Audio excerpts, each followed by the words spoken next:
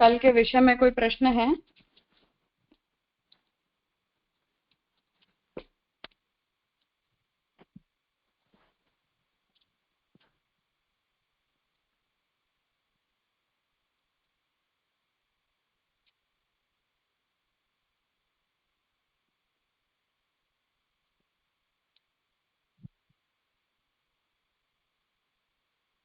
ठीक है, तो कल हमने अधिकरण संपन्न किया था, जहां श्री महाप्रभु जी ने पहले तो आविर्भाव तिरोभाववाद की प्रक्रिया बताकर और अपने मत को स्पष्ट किया, और उसके बाद जो पूर्व पक्षी ने ये प्रश्न उपस्थित किया कि जैसे जगत के गुणधर्म ब्रह्म से अलग होते हैं, उस वजह से ये आपत्ति ब्रह्म के ऊपर लगाई जा सकती है, उसी तरह जीवात्मा के कारण भी ब्रह्म के ऊपर दोषारोपण किया जा सकता है, क्योंकि जीव और ब्रह्म के गुण भी एक दूसरे से भिन्न भिन्न होते हैं।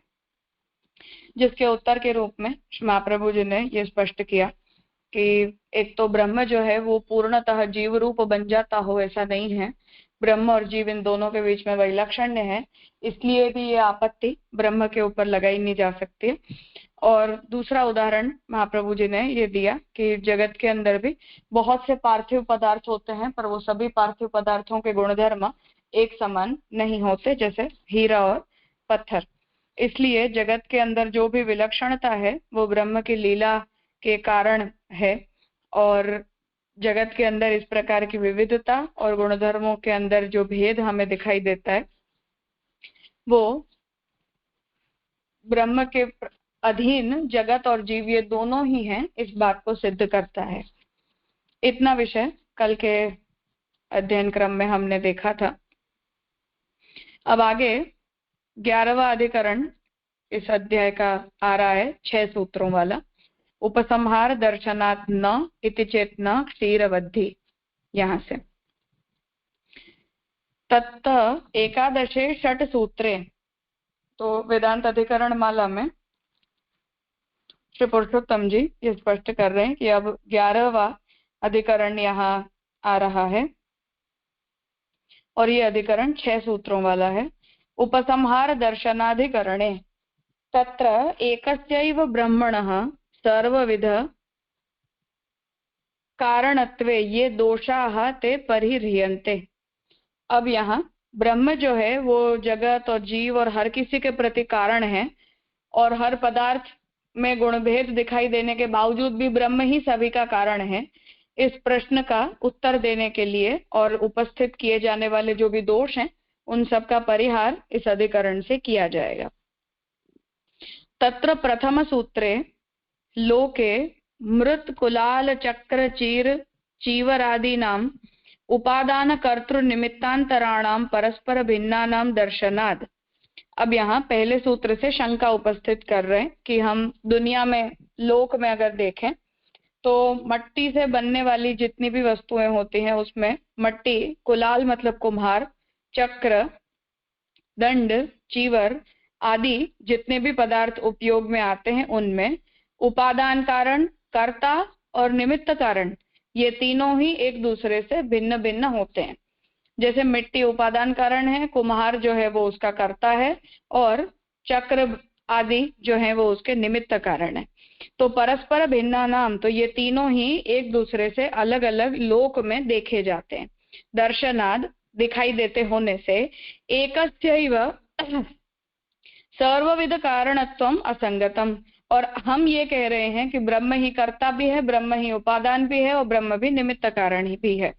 तो हर प्रकार की कारणता जो है वो केवल ब्रह्म के अंदर है, ऐसा हम कहना चाह रहे हैं। ये बात असंगत है। इति सूत्रांशेन आशंक्य, ये बात सूत्र के एक अंश से मतलब उपसंहार दर्शनात् न, यहाँ तक शंका सूत्र के इस अंश से बताई जा रही है, आगे के अंश से उसका परिहार है। क्षीरम आशंक्य, तो ये आशंका की, अब उसका उत्तर देते हैं। क्षीरम यथा यदा दध्याकारेण परिणमति, कि दूध होता है वो जब जैसे दही के रूप में परिणमित होता है, तदा न अन्यत् किंचित अपेक्षते, तब दूध को दही बनाने के लिए किसी अन्य वस्तु की आवश्यकता नहीं पड़ती है। तथा ब्रह्म अपि इति अंशांतरेण समाहितम, उसी तरह ब्रह्म को भी जगत के रूप में परिणमित होने के लिए किसी दूसरे कारण तत्व की आवश्यकता नहीं पड़ती है। ये बात पहले सूत्र से कह रहे हैं। उपसंहार दर्शनात् न, उपसंहार मतलब ब्रह्म में ही हर किसी कारणता का उपसंहार बताया गया है, तो ऐसा जो देखने मिलता है वो ठीक नहीं है, ऐसा यदि कहते हो तो इति चेतना क्षीरवद्धि, दूध की तरह, ये सूत्र का अर्थ है। ब्रह्म को ही एकमात्र जगत का कारण कहा गया है, ऐसा नहीं हो सकता, क्योंकि घट के निर्माण में चक्र आदि अनेक साधनों की आवश्यकता होती है। बड़ी निगरानी और कुशलता के बाद घट का निर्माण होता है। तो पूर्व पक्षी यहाँ तर्क दे रहा है कि लोक में हम देखें तो घड़े को बनाने के लिए कितनी सारी वस्तु इकट्ठी करनी पड़ती है, कुम्हार को भी कितनी कुशलता से और मेहनत से उसे बनाना पड़ता है। तो उसी तर्क को ध्यान में लेते हुए सृष्टि को भी बनाने के लिए हमें अलग अलग कारण तत्वों की आवश्यकता है। अकेला ब्रह्म जो है वो जगत को बना नहीं सकता है। तो इस पर कह रहे हैं कि ये तर्क सृष्टि के संबंध में नहीं किया जा सकता। तो महाप्रभु जी उत्तर दे रहे हैं कि ये तर्क सृष्टि के संबंध में नहीं करना है। सृष्टि तो दूध से होने वाले दही के समान परिणाम वाला है। तो सृष्टि तो ऐसे परिणमित होती है जैसे दूध में से दही बन जाता है। जैसे दूध बिना किसी अपेक्षा के स्वयं ही दही की अवस्था को प्राप्त हो जाता है, तो दूध है वो बिना किसी दूसरे तत्व की अपेक्षा रखे खुद ही दही के रूप में परिणमित हो जाता है। वैसे ही ब्रह्म भी सृष्टि के समय स्वयं जगत रूप हो जाता है। उसी तरह जो ब्रह्म है वो भी सृष्टि को उत्पन्न करने के लिए खुद ही जगत के रूप में परिणमित हो जाते हैं। उन्हें किसी दूसरे कारण तत्व की आवश्यकता नहीं पड़ती।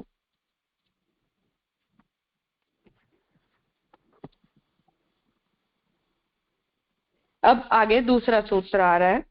ततो द्वितीय सूत्रे, अब दूसरे सूत्र में, यथा देवर्षि पितर इतर निरपेक्षा योग बलेन सर्वम कुर्वन्ति, क्रिया की प्रक्रिया बता रहे हैं कि जैसे जो देवर्षि होते हैं, जो देवता ऋषि बन जाते हैं, जैसे नारद जी हैं, पितृ देवता आदि होते हैं, वो किसी दूसरे की अपेक्षा रखे बिना योग बल से ही सभी क्रियाओं को प्रकट कर लेते हैं।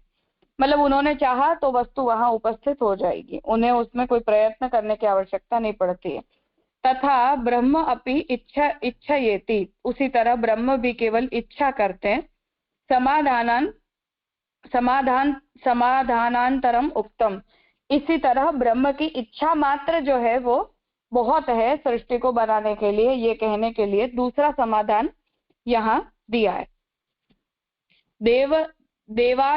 देवादौ अपि लोके, जैसे देवता आदि देखे जाते हैं उस तरह से। दही के दृष्टांत पर संशय होता है कि दही को जमाने में जामन की अपेक्षा होती है। अब कोई ये पूछ ले कि नहीं, दही को तो जमाने की जरूरत पड़ती है, मतलब तब अच्छा जमता है, अन्यथा हम केवल अगर ऐसे ही उसे छोड़ देते हैं तब भी कुछ समय में तो वो अपने आप उसमें बैक्टीरिया आदि से फर्मेंटेशन हो ही जाता है। तो कोई ये कहे कि नहीं, उसमें फिर भी किसी दूसरे की आवश्यकता पड़ती है।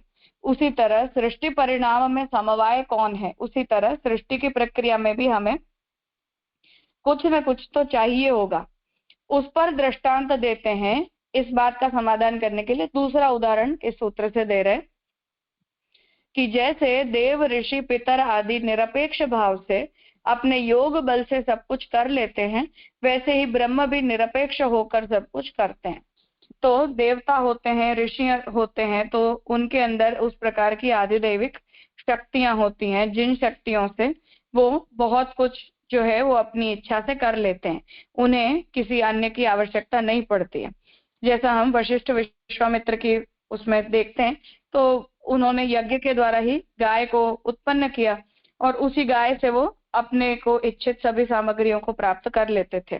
जैसे जो शुद्ध कर्म मार्ग वैदिक प्रक्रिया, उसमें धर्म अर्थ काम मोक्ष चारों ही पुरुषार्थों की जो सिद्धि है वो यज्ञ से ही हो जाती है। तो वो किसी प्रकार की आधिदैविक आध्यात्मिक शक्तियां हैं जहाँ किसी दूसरे की आवश्यकता उन्हें नहीं पड़ती है। तो वशिष्ठ के ऊपर जब विश्वामित्र ने अटैक किया तो नंदिनी गाय ने ही अपने अंदर से सेना प्रकट कर दी, जिस सेना ने विश्वामित्र के 100 पुत्रों को मार दिया और वो युद्ध खत्म हो गया पूरी सेना के साथ। तो ये सब योग बल से जैसे हो जाता है, वहां उन्हें कोई आदमी बुलाने की जरूरत नहीं पड़ती है, कोई क्रिया करने की आवश्यकता नहीं पड़ती है।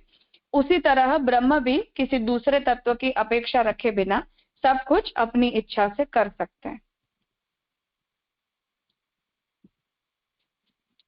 कुछ पूछना है इतने विषय में?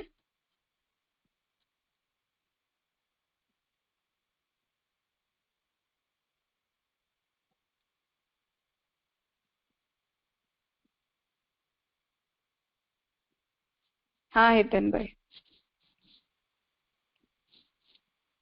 हाँ, धन्यवाद प्रणाम राजा। आगे के सूत्र में जो दही का एग्जाम्पल दिया तो उसमें जामन मीन्स अपन जो कहते हैं कि वो ऑटोमेटिकली दही, अरे दूध दही हो जाता है, यानी फर्मेंटेशन की प्रक्रिया से।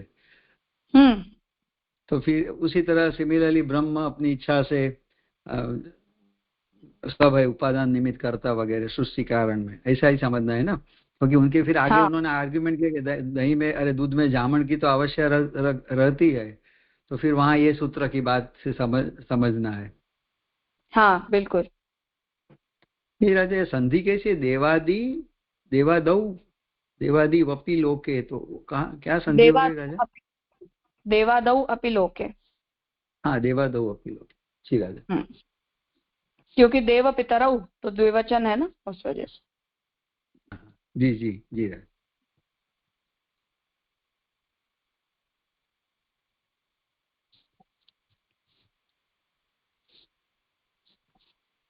ठीक है, आगे तीसरा सूत्र है, ततः तृतीये ब्रह्मण उपादानत्वे कृत्स्न प्रसक्त्यादि दोष आशंकितः। अब तीसरे सूत्र से ब्रह्म को उपादान कारण के रूप में स्वीकारने में कृत्स्न प्रसक्ति आदि दोषों की आशंका की जा रही है। अब यहाँ प्रश्न उपस्थित कर रहे हैं कि कृत्स्न प्रसक्ति ही निरवयवत्व शब्दकोपो वा।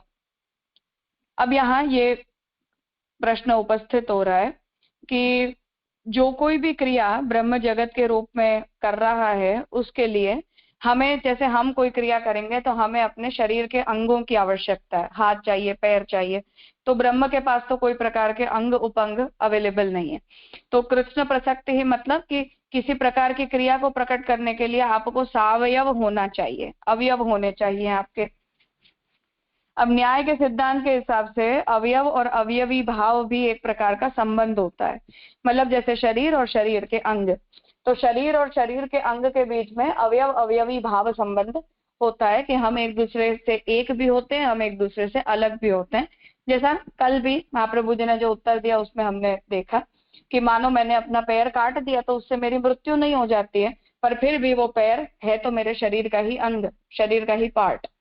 तो उस तरह से अवयव अवयवी भाव जो संबंध होता है उसमें भी संयोग और वियोग की एक प्रक्रिया नैयायिकों ने मान्य की है, क्योंकि वो भी एक प्रकार का द्वैत भाव है। तो उसकी आशंका ब्रह्म के ऊपर की जा रही है कि ब्रह्म के अंदर क्या अवयव अवयवी भाव संबंध होता है कि जिससे वो क्रिया कर सकता है, जिससे वो अपने अंदर ही कुछ प्रकट कर सकता है।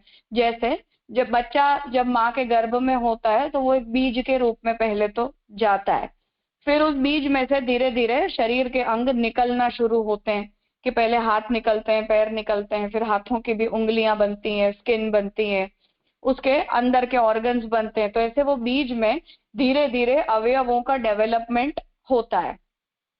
अब वो डेवलपमेंट एक ही पिंड में से हुआ होने के बावजूद भी हम अवयव अवयवी भाव संबंध में भी किसी न किसी प्रकार के द्वैत भाव को देखते हैं कि जिस वजह से पैरों के काट देने से व्यक्ति की मृत्यु नहीं हो जाती है या उंगलियां काट देने से व्यक्ति की मृत्यु नहीं हो जाती, पर पैदा तो वो एक ही बीज से हुआ है।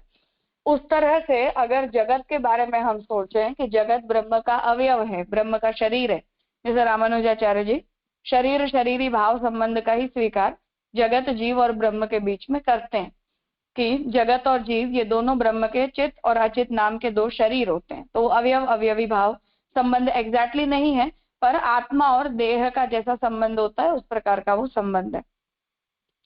तो उससे ये प्रश्न उपस्थित कर रहे हैं कि कृष्ण प्रसक्ति ही निरवयवत्व, मतलब कि ब्रह्म के अंदर क्रिया की प्रसक्ति संभव नहीं, क्योंकि ब्रह्म निरवयव है, ब्रह्म का कोई शरीर नहीं है।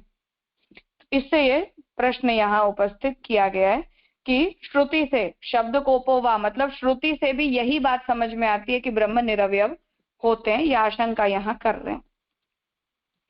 यदि एक ही ब्रह्म स्वयं जगत रूप हो जाता है, अगर अब तो प्रॉब्लम ये हुई कि ब्रह्म और जगत के बीच में कोई दूसरा कारण तत्व तो आ नहीं रहा, मतलब कि ब्रह्म जो है वो जगत के रूप में परिणमित खुद हो रहे हैं किसी दूसरे की सहायता लिए बिना। तो ऐसी स्थिति में जो कुछ भी ब्रह्म के साथ, ब्रह्म और जगत के बीच में हो रहा है, उस प्रकार के डेवलपमेंट में ब्रह्म ही कार्य है, मतलब ब्रह्म ही खुद भी कारण भी बन जाते हैं, ब्रह्म ही कर्ता भी हैं। और तीन प्रकार की कारणता, मतलब कर्ता, उपादान और निमित्त, ये तीनों ब्रह्म हैं। इस बात को तो हमने एक्सेप्ट कर लिया। तो उतना एक्सेप्ट कर लेने पर अब तो ब्रह्म ही कार्य रूप भी है, क्योंकि अगर बीच में किसी दूसरे तत्व का कोई समावेश किया ही नहीं गया है, तो ऐसी स्थिति में ब्रह्म को फिर अन्य किसी कारण की तो कोई आवश्यकता नहीं है। और अगर कारण नहीं है तो फिर कार्य के अंदर भी कोई प्रकार का मिश्रण नहीं होने के कारण ब्रह्म जो है वो स्वयं ही जगत के रूप में परिणमित हो जाते हैं, जिससे ब्रह्म की स्वयं की ही जो है वो कार्य रूपता भी यहाँ सिद्ध हो जाएगी। इसलिए ब्रह्म खुद ही जो है वो कार्य रूप है, ये कह रहे हैं। इसका मतलब जगत और ब्रह्म में अंशांश भेद है। अब एक पॉसिबिलिटी इसमें ये है कि जैसे माता और संतान की तरह हम कहें, तो उस तरह से अगर ब्रह्म ही जगत के रूप में परिणमित हो रहे हैं, तो फिर हमें ब्रह्म और जगत के बीच में अंशांशी संबंध मानना चाहिए कि जगत ब्रह्म का अंश है। किंतु ऐसा भी मानने में आपत्ति हो रही है, क्योंकि श्रुति कहती है निष्फल, निष्क्रिय, शांत इत्यादि आदि जो ब्रह्म परक श्रुति है उससे विरोधाभास होता है, क्योंकि श्रुति ये कहती है कि ब्रह्म में से तो कुछ भी फलित नहीं होता, मतलब ब्रह्म में से कुछ भी परिणमित नहीं होता, ब्रह्म के अंदर से कोई प्रकार की क्रिया भी प्रकट नहीं होती, और ब्रह्म तो जैसे पानी होता है समुद्र का, जब स्थिर हो जाता है, उस तरह से ब्रह्म के अंदर तो निष्क्रियता है, निश्चंचलता है। तो इससे विरोध हो जाता है। इसलिए ब्रह्म में से न तो किसी वस्तु का परिणाम पॉसिबल है और न ही ब्रह्म में किसी भी प्रकार की क्रिया पॉसिबल है। तो फिर ब्रह्म की कारणता और ब्रह्म के कर्तृत्व के ऊपर दोष उपस्थित हो रहा है, ये बात सूत्र से उपस्थित कर रहे हैं शंका के रूप में। राजे पूरा सूत्र पूर्व पक्षी उपस्थित कर रहा है। हाँ हाँ, पूर्व पक्ष। और ये शब्द कोपो वो क्या है राजा? कृष्ण प्रसक्ति ही निर्वयवत, कोशो है वो, कोश है। अच्छा, ओके, प्रिंटिंग में हाँ, शब्द कोश हुआ।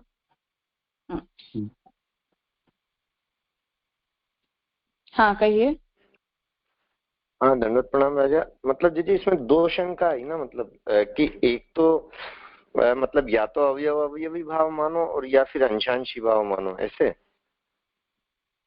नहीं, ये कह रहे हैं कि दोनों में से किसी की पॉसिबिलिटी ही नहीं है इसमें।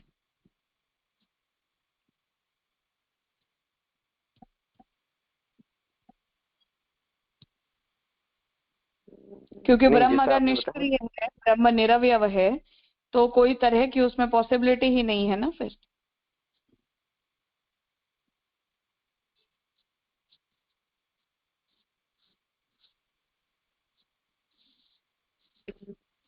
नहीं तो जीजे मतलब फिर अंशांशी भेद की बात कैसे है? क्योंकि अगर हम ये कहेंगे कि कोई पॉसिबिलिटी नहीं है, ब्रह्म कार्य रूप में परिणित हो गया, तो फिर अंशांश भेद कैसे आया? ये तो पूर्व पक्षी आपत्ति उपस्थित कर रहे हैं ना, हम थोड़ी ना कह रहे हैं।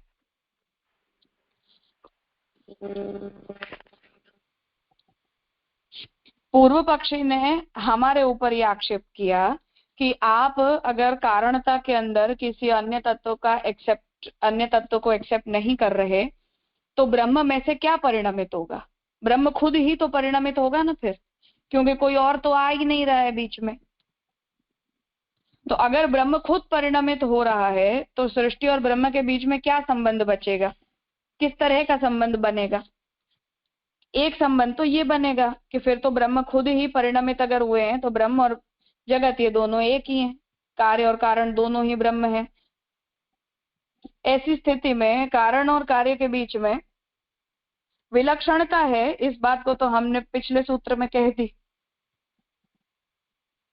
तो अगर उस प्रकार की विलक्षणता है ब्रह्म और जगत के बीच में, तब तो फिर ब्रह्म के जगत के साथ ब्रह्म का अवयव अवयवी भाव संबंध मान लो या अंशांशी भाव संबंध मान लो, वो दोनों की पॉसिबिलिटी नहीं है, क्योंकि श्रुति उसका निषेध कर देती है। ये बात तो पूर्व पक्षी हमें कह रहे हैं, हम नहीं कह रहे हैं। उसने हमारी थियोरी के ऊपर प्रश्न उपस्थित किया। हाँ जी जी, स्पष्ट हो गया। माने ये बात जो निष्फल निष्क्रिय शांत वो भी पूर्व पक्षी की ही तरफ से आ रही है बात। हाँ बिल्कुल। हाँ जी जी जी, स्पष्ट हो गया। जी जी, सूत्रार्थ एक बार और बता देंगे? कृष्ण प्रसक्तिर निरवयत्व शब्द कोशो हुआ।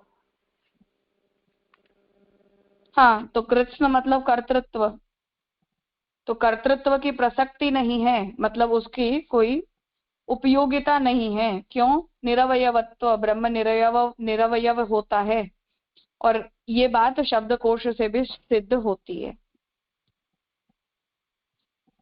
इसलिए पूर्व पक्ष नहीं कह रहा कि हम ये मान रहे, वो ये कह रहे हैं कि श्रुति ही कहती है कि ब्रह्म निरवयव होता।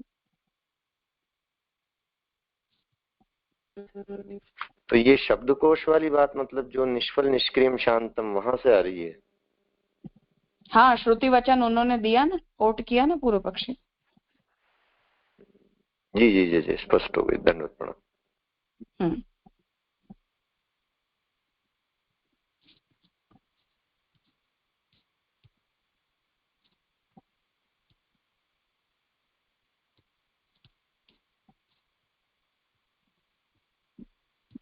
और कोई?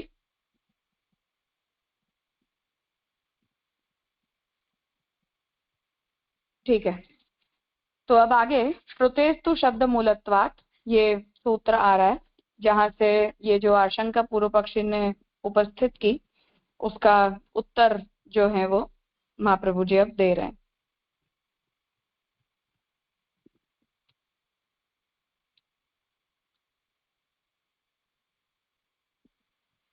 ततः चतुर्थ जो सूत्र है वहां से ये कह रहे हैं कि ब्रह्मणः स्वरूपम कारणत्वं च न लोकगम्यम येनैवम् आशंक्येत किंतु श्रुत्येक समधिगम्यम। तो यहाँ ये बात कह रहे हैं कि ब्रह्म का स्वरूप और ब्रह्म की कारणता ये दोनों ही लोकगम्य नहीं है कि जिससे इस प्रकार की आशंका उपस्थित की जा सके, किंतु केवल श्रुति के द्वारा ही ब्रह्म के स्वरूप को भी जान सकते हैं और ब्रह्म की कारणता को भी। सा च स्वतः एव प्रमाणम, और वो श्रुति स्वयं ही अपने आप में प्रमाण है। सा च यथा वदति तथैव अंगीकार्यम इत्येवं समाहितम, और वो जो श्रुति है वो स्वतः प्रमाण मूलक होने के कारण श्रुति जो कुछ भी कहती है उसका उसी प्रकार से स्वीकार कर लेना चाहिए बिना लौकिक प्रक्रियाओं को देखे। ये समाधान अब आगे के सूत्र से दे रहे हैं। श्रुतेस्तु शब्द मूलत्वात्, तो जो श्रुति है वो शब्द मूलत्वात् मतलब शब्द प्रमाण मूलिका है, और मूल श्रुति शब्द प्रमाण से ही श्रुति स्वतः सिद्ध श्रुति का प्रामाण्य है। सूत्रस्थ तु शब्द उपर्युक्त पक्ष का निराकरण करता है, तो श्रुते हेतु में जो तुकार है वो पूर्व पक्षी के मत का निराकरण करता है। कहते हैं कि श्रुति को युक्ति से नहीं काट सकते, तो पूर्व पक्षी जो है वो ये कोशिश कर रहा है कि हम लौकिक उदाहरणों में देखें, लौकिक कार्य कारण संबंध की प्रक्रिया को हम देखें और उसके द्वारा हम जगत और ब्रह्म के बीच के कारण कार्य संबंध का विचार हम करें। तो इस पर कह रहे हैं कि श्रुति का जो भी वचन है या श्रुति की जो आज्ञा है उसे हम हमारे तर्कों के द्वारा या लौकिक उदाहरणों के द्वारा हम काट नहीं सकते। वह शब्द मूलक है, मतलब श्रुति का जो मूल शब्द है वो प्रमाण है, उसे तो शब्द के सहारे ही समझा जा सकता है। तो उस श्रुति को जो है वो हम केवल ब्रह्म को जो है वो केवल हम शब्द प्रमाण के द्वारा ही समझ सकते हैं। श्रुति के शब्दों के जो दुरूह अचिंत्य भाव हैं उनमें तर्क की योजना नहीं करनी चाहिए। तो श्रुति के जो शब्द हैं उनका तात्पर्य भी हम हमारी लौकिक भाषा के आधार पर नहीं समझ सकते कि हम हमारी भाषा में सत्य को क्या समझते हैं, असत्य को क्या समझते हैं, उससे हम श्रुति में लिखे गए शब्दों का अर्थ नहीं कर सकते। तो श्रुति का जो अर्थ है वो अचिंत्य है, मतलब हमारी चिंतन शक्ति के बाहर है, इसलिए उसमें हम तर्क की योजना नहीं कर सकते, जो आगे भी तर्का प्रतिष्ठानाद वाले सूत्र से महाप्रभु जी ने कही थी। जो वस्तु प्रकृति से परे होती है वह अचिंत्य होती है। तो हम जो हैं वो सब प्राकृत पदार्थ हैं, इसलिए हमारी बुद्धि की जो शक्ति है वो भी केवल प्राकृत क्रियाओं तक ही कार्य करती है। उससे बढ़कर किसी भी प्रकार की अप्राकृत घटना में या अप्राकृत वस्तु में हमारी बुद्धि शक्ति कार्य नहीं कर सकती है। नए नए विकल्प, विचार, कुतर्क और प्रमाणों से जो शास्त्रों के अंतःकरण को दूषित करके दुराग्रह पूर्वक वाद विवाद करते हैं वह शोभा की बात नहीं है।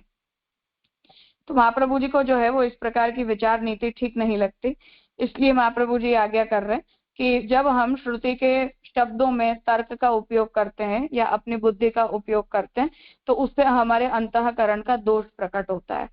मतलब कि हमारे चित्त में श्रुति के वचनों के ऊपर अविश्वास जो है वो है, इस बात का द्योतन हो जाता है। और इस प्रकार दुराग्रह पूर्वक जब हम इस विषय में वाद विवाद करते हैं तो उससे श्रुति के अर्थ पर आशंका उपस्थित होती है, जो अच्छी बात नहीं।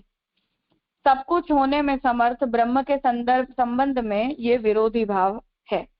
तो महाप्रभु जी यहाँ ये आज्ञा कर रहे हैं कि जो ब्रह्म के अंदर सब कुछ बनने का सामर्थ्य है, जो सर्वसमर्थ है, उस ब्रह्म की शक्तियों के विषय में इस प्रकार की आशंकाएं की नहीं जा सकती कि ब्रह्म सावयव है या ब्रह्म निरवयव है, या निरवयव होने पर ब्रह्म क्रिया प्रकट नहीं कर सकता है, या सावयव होने पर वो हमारे अंगोपांगों की तरह उसमें द्वैत भाव आ जाएगा, या उसके अवयव जो है वो हमारी ही तरह प्राकृत और लौकिक होने से क्षीण हो जाएंगे। इस प्रकार की जो शंकाएं हैं वो ब्रह्म के स्वरूप के विषय में नहीं कर सकते। ये सब हमारे चित्त के विरोधी भाव हैं। निर्दोष ब्रह्म में अपनी मति से संशयित भाव रखने वाले, शास्त्रीय मर्यादा का भंग करने वाले मंदमति महानुभाव साधु पुरुषों से उपेक्ष है। तो यहाँ इस बात को महाप्रभु जी स्पष्ट कर रहे हैं। जैसा मैंने कहा था कि नैयायिकों को उसी वजह से अपने यहाँ अर्धनास्तिक कहा जाता है, क्योंकि वो इन सब विषयों में तर्क का उपयोग करते हैं। और तर्क की प्रक्रिया का प्रॉब्लम ये है कि शंकराचार्य जी तर्क करते हैं, किंतु उन्होंने तर्क की उस प्रक्रिया को खुलेआम एक्सेप्ट नहीं कर लिया है। शब्द प्रमाण की मूर्धन्यता का वो स्वीकार करते हैं। तो नैयायिकों की प्रॉब्लम ये है कि उन्होंने तो प्रक्रिया के अंतर्गत ही शब्द को जो है वो प्रत्यक्ष और अनुमान के साथ एक वैकल्पिक प्रमाण के रूप में रखा है कि प्रत्यक्ष और अनुमान के साथ अगर वो सूट करता है तो हम उस शब्द प्रमाण का उपयोग करेंगे, अन्यथा उस शब्द प्रमाण का हम उपयोग नहीं करेंगे। जैसा आज की स्थिति में हमें देखने मिलता है कि जो भी बातें शास्त्र की हमारी समझ में आती हैं वो सब हमें अपने लिए उपयोगी लगती हैं। जो भी बातें हमारी समझ से बाहर हो जाती हैं उन सबको हम उठाकर पटक देते हैं कि इन चीजों की हमें जरूरत नहीं है, क्योंकि लॉजिकली ये सब बातें प्रूव नहीं होती हैं, तो ये सब आउटडेटेड हो चुका है। तो उस तरह का टेम्परामेंट जो है वो नैयायिकों का भी है कि हमारी इंद्रियों के द्वारा जो भी ज्ञान हमें प्राप्त हो रहा है उस प्रत्यक्ष और अनुमान के ऊपर भी हमारा अवलंबन होना चाहिए। शास्त्र के ऊपर उस प्रकार की अंधी श्रद्धा का जो स्वीकार है वो नैयायिक नहीं करते हैं। तो इसलिए महाप्रभु जी ये कह रहे हैं कि ब्रह्म जो है उसमें किसी भी प्रकार के कोई दोष की कल्पना की नहीं जा सकती, अर्थात जगत को बनाने से या किसी वस्तु के होने करने से ब्रह्म के अंदर किसी भी प्रकार का दोष जो है वो प्रकट नहीं हो जाता है।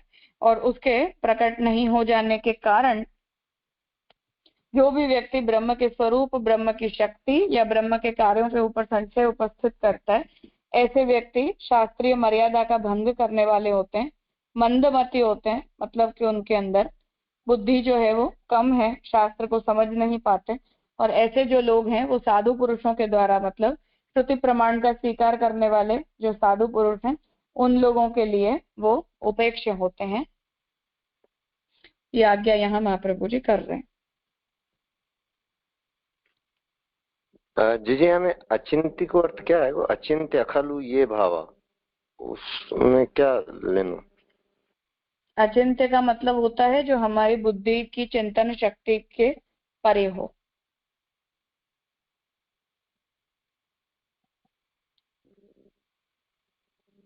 अखलु,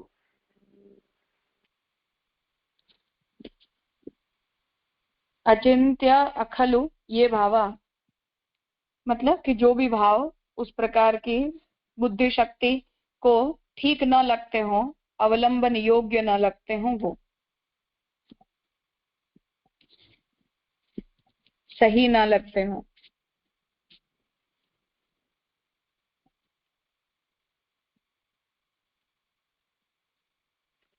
और एक जे हमें जैसे ये जो बताया ना, अर्वाचीन विकल्प विचार कुतर्क प्रमाणाभास, तो ये अर्वाचीन ही मतलब बाद में आने वाले है, यानी श्रुति के अलावा आने वाले, ऐसा अर्थ लेना कि और क्या अर्थ लेना है यहाँ? हाँ, नए।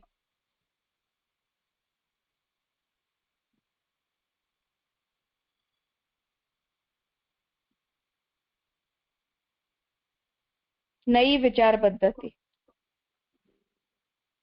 यहाँ में जैसे एक शब्द ऐसा है प्रमाणाभास, तो जैसे प्रमाण और प्रमाणाभास शायद पहले भी कहीं टर्म आई है, पर यहाँ को एग्जैक्ट अर्थ क्या समझ लो प्रमाणाभास? मतलब कि जो बात पढ़ने पर ठीक लगे परंतु उसमें प्रामाण्य के स्वीकार का आभास मात्र हो।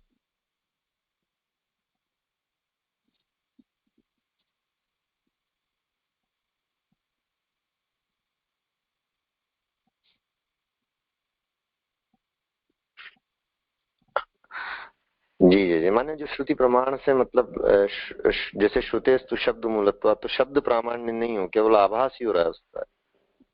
हाँ बिल्कुल। जी जी जी, स्पष्ट। हाँ। राजा ये पूछना था कि जो षड दर्शन में जो सारे आते हैं भारतीय परंपरा में, भारतीय तत्व दर्शन में या दर्शन परंपरा में, तो उन सभी को हम पूर्व पक्ष के अंदर गिन सकते हैं, यानी जब यानी वो if they are not agreeing और उन लोग ऐसी संशय करते हैं, बाकी सब तो वेदांती नहीं कहा जाएंगे ना, न्याय वैशेषिक वगैरह अर्धनास्तिक जैसे हम समझ रहे हैं। हाँ बिल्कुल। पर वो कोटेशन तो उद्धरण तो वेदांत का दे रहे, श्रुति का दे रहे, तो हाँ वो शंकराचार्य जी के जैसे जब जहाँ जरूरत पड़ती है तो वो उदाहरण यूज में आ जाते हैं, वरना नेगेट हो जाते हैं। तो ये दर्शन इतने पुराने हैं, इसके लिए हम इनको कंसीडर करते हैं, क्योंकि जो अवैदिक है या वेद बाह्य है तो उन्हें तो फिर शास्त्रार्थ में हम गिनते नहीं इन नॉर्मल कोर्स। बट ये न्याय वैशेषिक मीमांसा इत्यादि जो है सांख्य वगैरह उतने पुराने हैं, जैसे आपने समझाया था कि परंपरा में वो इतने पुराने हैं।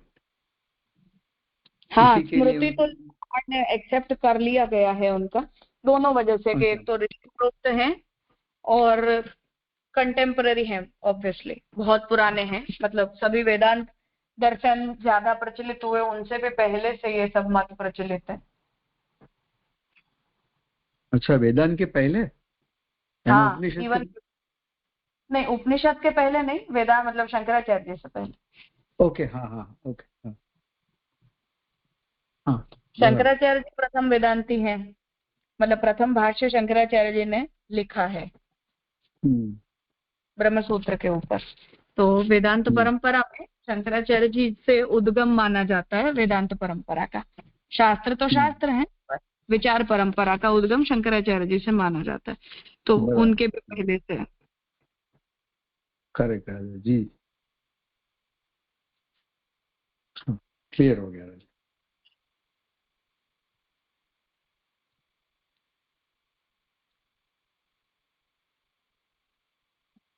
ठीक है, अब आगे का सूत्र है कि ततः पंचमे ब्रह्मणः सर्वविध कारणत्वेपि। अब पांचवे में फिर से प्रश्न हो रहा है कि ब्रह्म जो है वो हर प्रकार का कारण है, उपादान निमित्त भी और कर्ता भी होने पर भी देश काल अधिकरणापेक्षा तो आवश्यकी इति आशंक्य, आवश्यकी इति आशंक्य। पर ब्रह्म को भी जगत को बनाने के लिए देश चाहिए, काल चाहिए, अधिकरण चाहिए, तो इन सब की आवश्यकता तो पड़ेगी ही, ऐसी आशंका कर रहे हैं। तो उस पर कह रहे हैं कि परास्य शक्ति ही इति श्रुते है ब्रह्मणो विचित्र शक्तित्वात् देश कालाद्यनपेक्षा युक्ता। पर परास्य शक्ति ही विविधैव श्रूयते करके श्रुति का वचन है, जहां श्रुति ये कहती है कि ब्रह्म की अनंत अखंड शक्तियां हैं। इससे जो ब्रह्म है उसके अंदर विचित्र शक्तियां हैं, मतलब बहुत सारी शक्तियां हैं, जिस वजह से ब्रह्म को देश काल अधिकरण आदि की भी अपेक्षा नहीं होती है। आत्मन्येव आत्मात्मनानं सृजेहम अनुपालय इति आत्मन्यपि सृष्टेः युक्ते इति युक्तम। तो उसके लिए श्रुति वचन दे रहे हैं कि ब्रह्म अपनी ही आत्मा के द्वारा अपनी ही आत्मा का सृजन भी करता है और अपनी ही आत्मा के द्वारा अपनी ही आत्मा का पालन भी करता है। तो इस श्रुति वचन से सृष्टि के विषय में ब्रह्म का अकेला होना ही युक्त है, ये बात 5वें इस सूत्र से कह रहे हैं। आत्मनि च एवं विचित्राश्च ही, तो 2 बात कह रहे हैं कि आत्मनि च मतलब ब्रह्म अपने आप में ही सब सृष्टि को बनाता है, और विचित्राश्च ब्रह्म की विचित्र शक्तियां भी हैं। ये 2 जवाब यहाँ दिए जा रहे हैं। सृष्टि में देश काल आदि की भी अपेक्षा नहीं होती, मतलब सृष्टि को बनाने के लिए ब्रह्म को कोई जगह चाहिए। जैसे कुम्हार घड़ा बनाने के लिए बैठेगा तो उसे कोई स्थान चाहिए, या उसे कोई टाइम चाहिए, कोई काल चाहिए, कोई अधिकरण चाहिए, मतलब जमीन चाहिए, मिट्टी चाहिए। तो उस तरह की भी कोई अपेक्षा सृष्टि को बनाते समय ब्रह्म को नहीं होती है। जैसे कि आंतरिक स्वप्न सृष्टि में इनकी अपेक्षा नहीं होती, जैसा कि स्वप्न सृष्टि का वर्णन आता है। तो जैसे हम रात को सपना देखते हैं, सपने के अंदर कुछ घटनाएं घटित होती हैं, तो क्या हमें वहां जरूरत पड़ती है किसी मटेरियल की? तो हम बैठे बिठाए कहाँ भी पहुंच जाते हैं, कुछ भी बना लेते हैं। तो ऐसे स्वप्न सृष्टि में जैसे हमें किसी वस्तु की आवश्यकता नहीं पड़ती, ऐसे तो वो स्वप्न सृष्टि का वर्णन मिलता है कि न तत्र रथा न रथ योगा न पंथानो भवन्ति अथ रथान रथ योगान पथ सृजन। तो न तो हमें वहां रथ भी नहीं होता, न तो रथ का घोड़ा होता है, और न ही वहां कोई रास्ता होता है, पर हम अपने मन में रथ को भी बना लेते हैं, रथ का रास्ता भी बना लेते हैं, और रथ से चलकर किसी दूसरी जगह पर पहुंच भी जाते हैं उस तरह। इसी प्रकार बाह्य सृष्टि में भी परमात्मा को देश काल आदि की अपेक्षा नहीं होती। तो जैसे हमें स्वप्न सृष्टि में जरूरत नहीं पड़ती, ऐसे ब्रह्म को बाह्य सृष्टि में भी देश काल आदि की कोई आवश्यकता नहीं पड़ती है। बाह्याभ्यंतर सृष्टि की एकता को ही अनंतरो बाह्य इत्यादि वाक्य में बतलाया गया है। तो अब ब्रह्म की कोई आंतर सृष्टि और बाह्य सृष्टि अलग अलग नहीं होती है। ब्रह्म की आंतर सृष्टि और ब्रह्म की बाह्य शक्तियां दोनों ही एक ही होती हैं। तो वो अंतर सृष्टि और बाह्य सृष्टि दोनों का जो निर्माण है वो ब्रह्म खुद कर लेते हैं, वो दोनों एक ही होती है। भगवान में विचित्र शक्ति और सब कुछ होने का सामर्थ्य है, इसलिए ऐसा होना असंभव नहीं है। तो कोई ये कहे कि ये तो पॉसिबल ही नहीं है, तो उस पर कह रहे हैं कि नहीं, ऐसी कोई बात नहीं, ये पॉसिबल है। क्योंकि ब्रह्म जो है उसके अंदर विचित्र शक्तियां हैं, मतलब ब्रह्म में बहुत सी शक्तियां हैं, और सब कुछ करने का ब्रह्म के अंदर भी सामर्थ्य भी है। इसलिए ब्रह्म के लिए ये इम्पॉसिबल नहीं है, ऐसा यहाँ महाप्रभु जी निर्णय दे रहे हैं।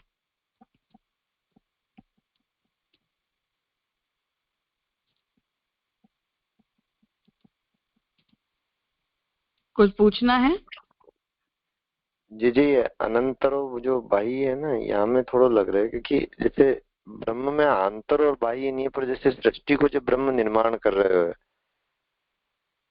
तो बाह्य तो डेफिनेटली, मतलब बाह्य को क्या आशय आएगा वहां, तो आंतरिक ही है सब, बाह्य तो कैसे मतलब समझे? ब्रह्म अपने में से जो भी प्रकार का व्यतिरेक प्रकट करते हैं उससे तो एक भेद तो प्रकट होता ही है ना ब्रह्म और सृष्टि के बीच में, आंतरिक होने के बावजूद भी।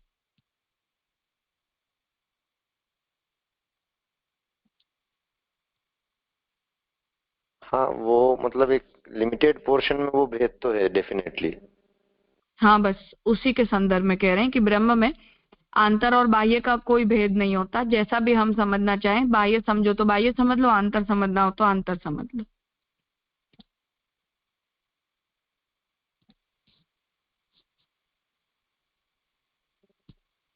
हाँ जी जी स्पष्ट है।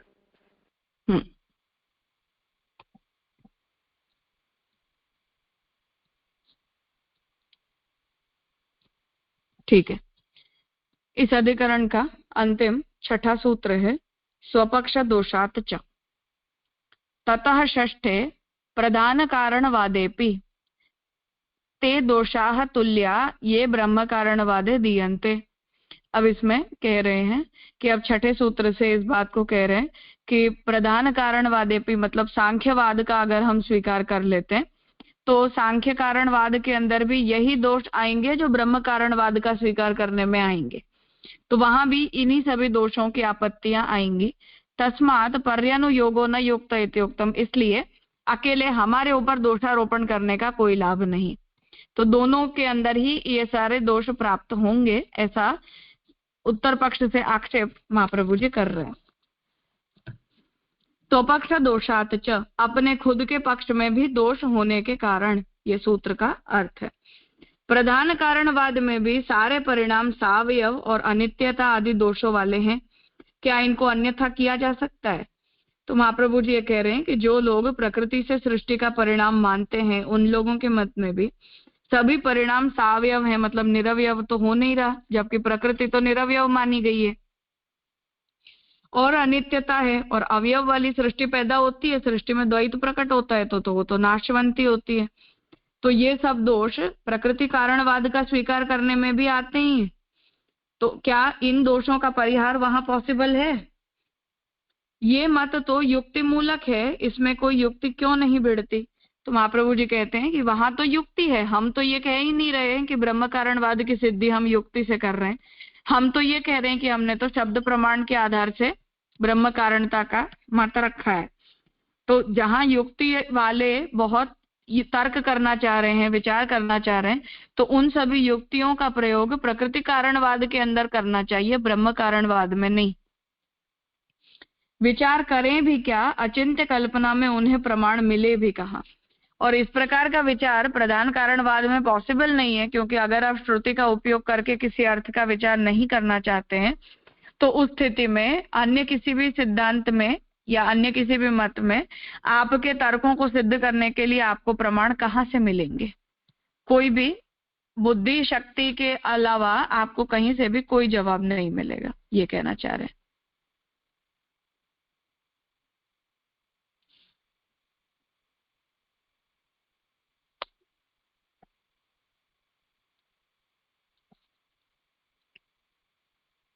कुछ पूछना है?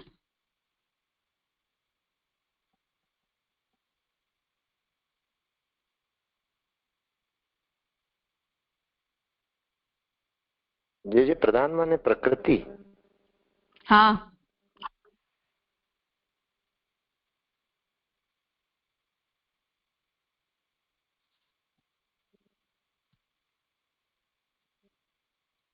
जी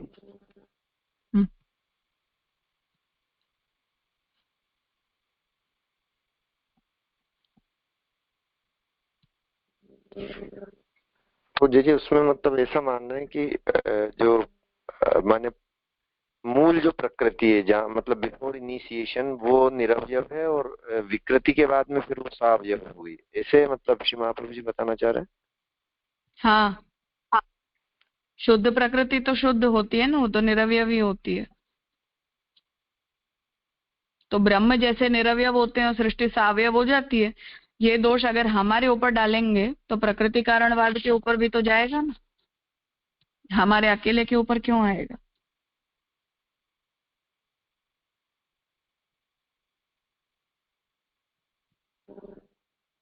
तो माने जी न्यायिक के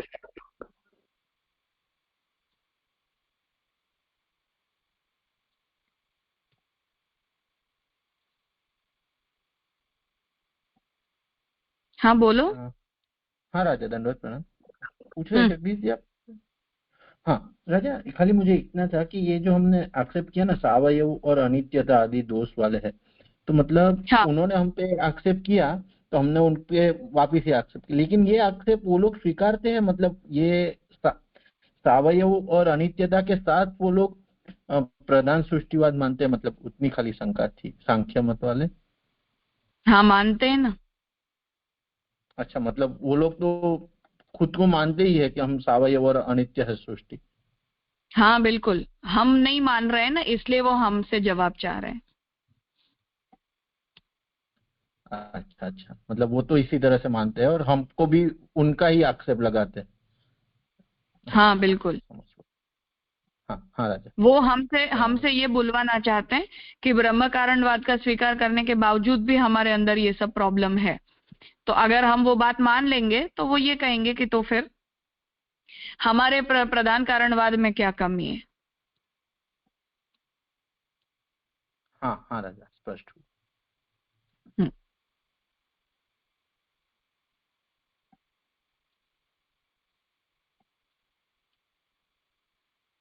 तो सर सॉरी राजा, लेकिन तो फिर महाप्रभु जी इससे क्या कहना चाहते हैं कि मतलब आपके ये दोष वाले हैं, क्या इनको अन्यथा किया जा सकता है?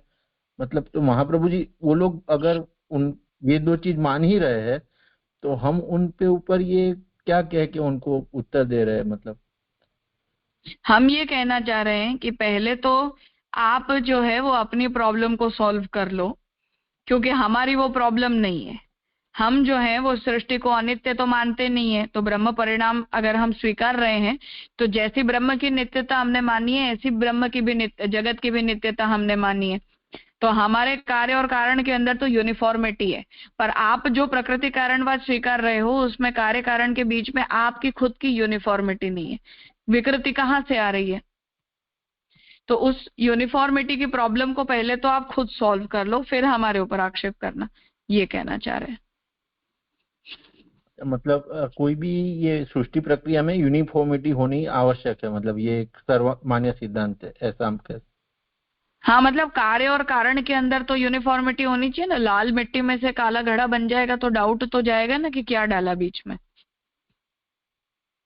अच्छा अच्छा, तो वो लोग वो सेट नहीं कर पा रहे हैं, मतलब इसलिए हाँ हम नहीं कर उन पे पाएंगे। अच्छा तो हाँ हाँ विकृति आई राजा। तो विकृति आई कहाँ से? पुरुष के अंदर भी विकृति नहीं है, प्रकृति के अंदर भी विकृति नहीं है, तो वो विकृति बनेगी कहाँ से? तो आपको कोई तीसरा कारण चाहिए ना। फिर तो तीसरा कारण आप मानते नहीं हो, तो अगर तीसरा कारण आप नहीं मान रहे हो तो या तो उस विकृति को प्रकृति में एक्सेप्ट करो, कुछ तो करना पड़ेगा ना। बिग बैंग की तरह बीच में अचानक से विकृति आ गई ऐसा जवाब दोगे तो कैसे चलेगा? हाँ हाँ राजा, हाँ एकदम स्पष्ट। हाँ। प्रणाम राजा।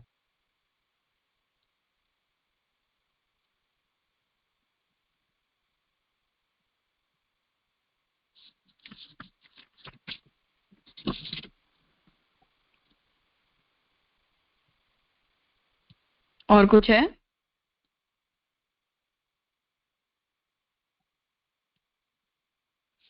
ठीक है, तो ये अधिकरण यहाँ संपन्न हुआ। अब आगे का जो अधिकरण आ रहा है वहां श्री महाप्रभु जी जो है वो अब इस विषय पर यहाँ अधिकरण में विचार किया जाएगा कि ब्रह्म का जो कर्तृत्व है उसका स्वरूप क्या है। तो उसे अब कह रहे हैं कि ततो द्वादशे अष्टसूत्रे, अब 8 सूत्रों वाला 12वां अधिकरण यहाँ से प्रारंभ किया जा रहा है। सर्वोपेता इति अधिकरणे भगवतः कर्तृत्वे दोषान परिहरति। तो अब ब्रह्म कर्ता है जगत के प्रति, इस कर्तृत्व के संबंध में ब्रह्म का जो स्वरूप स्वीकारा गया है तत्संबंधित दोषों का परिहार किया जा रहा है। तत्र स विश्वकृत इति श्रुतौ कर्तृत्वं बोध्यते। तो सबसे पहले तो ब्रह्म के कर्तृत्व के विषय में श्रुति का प्रमाण बता रहे हैं कि विश्वकृत मतलब श्रुति कहती है कि वो विश्व को बनाने वाला है। इस श्रुति से ब्रह्म के कर्तृत्व का बोध होता है। निर्वाहका भावे, निर्वाहक के अभाव में तत्कथम संगच्छत, तो क्रिया के निर्वाहकता के अभाव में ये कैसे संभव है इति आकांक्षायाम प्रथम सूत्रे सर्वशक्ति युक्तत्वम साधितम। तो ब्रह्म में विश्व के प्रति कर्तृत्व कैसे संभव है, इस प्रकार की आशंका उपस्थित करते हुए सबसे पहले सूत्र से ब्रह्म की सभी शक्तियों का निर्धारण किया जा रहा है। सर्वोपेता च तद दर्शनात्, ब्रह्म के अंदर सभी शक्तियों से युक्त होना दिखलाई देता होने से, ये इस सूत्र का तात्पर्य।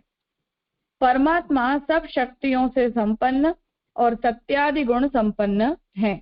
तो भगवान के अंदर सभी शक्तियां हैं और सभी गुण भी संपन्न है।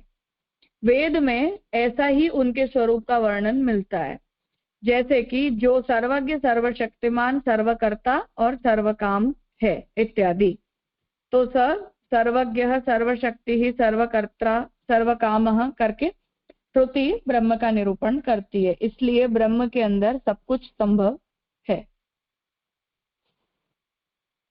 अब दूसरा सूत्र, विकरणत्वात् न इति चेत तद उक्तम। ततः द्वितीय सूत्रे ब्रह्मणो निरीन्द्रियकत्वात् कथम कर्तृत्वम। अब दूसरे में इस विषय में शंका खड़ी की जा रही है कि ब्रह्म तो निरीन्द्रिय होता है, ब्रह्म की तो कोई इंद्रियां ही नहीं होती, तो ब्रह्म में क्रिया कैसे संभव है, क्योंकि क्रिया तो इंद्रियों से पैदा होती है। तो विकरणत्वात्, करण रहित होने से, ऐसा अगर कहते हो तो न इति चेत तदुक्तम, ऐसा नहीं है।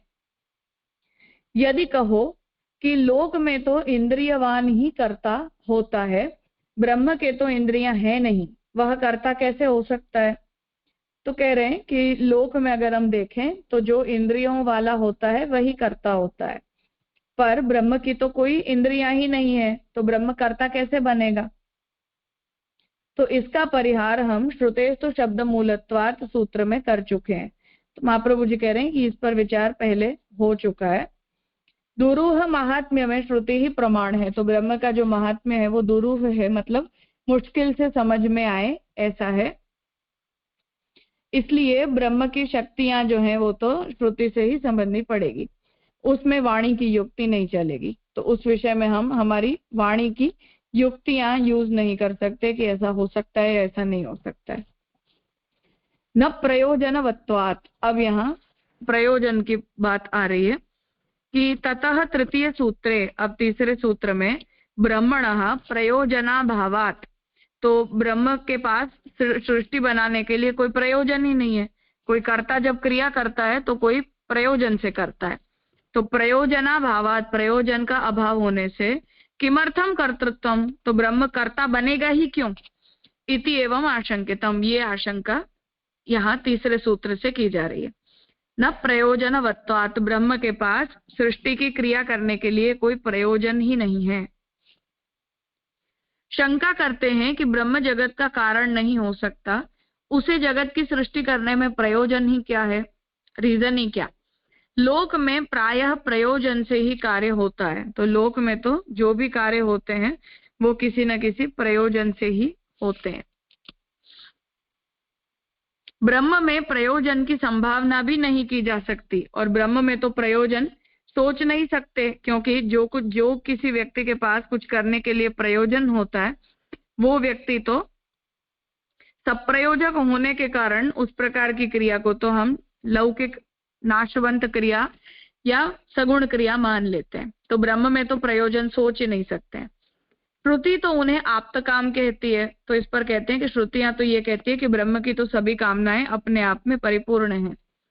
यदि उन्हें सृष्टि में कोई प्रयोजन है तो उक्त श्रुति से विरुद्धता होगी, और इसलिए अगर हम ब्रह्म किसी प्रयोजन से सृष्टि बनाते हैं या कुछ कार्य करते हैं, ऐसा अगर हम कहेंगे, वो ये उस पर कह रहे हैं कि ऐसा करने पर तो श्रुति के साथ विरोध हो जाएगा। अब इस पर लोकवत्तु लीला कैवल्यम ये सूत्र आ रहा है, जहां से इस सृष्टि जो है वो ब्रह्म का लीला मात्र है, ऐसा कह के लीलार्थ सृष्टिवाद महाप्रभु जी सिद्ध करना चाह रहे हैं।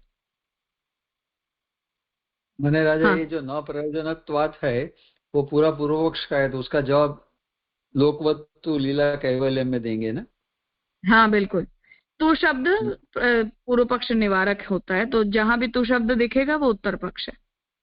हाँ जी राजा। नहीं, यूजुअली सूत्र में क्या होता है, शंका के साथ में कुछ यानी वाद प्रक्रिया है तो वहां भी कुछ जवाब तो देते हैं, पर कोई कोई सूत्र ऐसे आते हैं कि पूरा पूर्व पक्ष का ही है शंका, फिर आगे हाँ। उसका जवाब आगे महाप्रभु जी दे रहे। हाँ, वो इसीलिए क्योंकि आगे के सूत्र में अगर तू शब्द आएगा तो वो उत्तर पक्ष के लिए है, इसलिए फिर उसका पिछला सूत्र केवल पूर्व पक्ष होगा। वहां जवाब नहीं आ रहा, इसीलिए तू शब्द से फिर उत्तर पक्ष अलग से दिया जा रहा है। हाँ जी राजा जी। ठीक है, तो ये लोकवत्तु लीला कैवल्यम सूत्र हम कल करेंगे, आज यहाँ रखते हैं। जी जी।